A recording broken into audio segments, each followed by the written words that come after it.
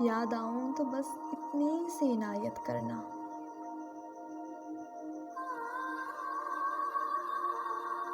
اپنے بدلے ہوئے لہجے کی وضاحت کرنا۔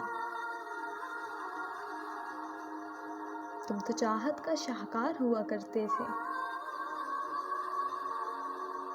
کس سے سیکھا ہے الفت میں ملاوٹ کرنا؟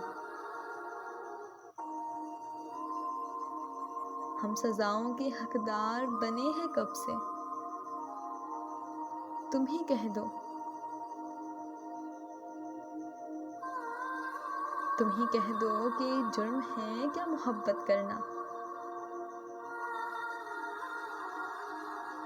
تیری فرقت میں یہ آنکھیں ابھی تک نم ہیں،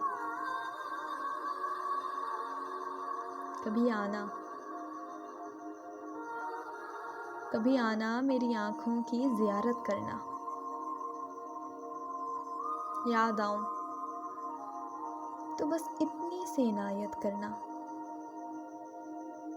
اپنے بدلے ہوئے لہجے کی وضاحت کرنا،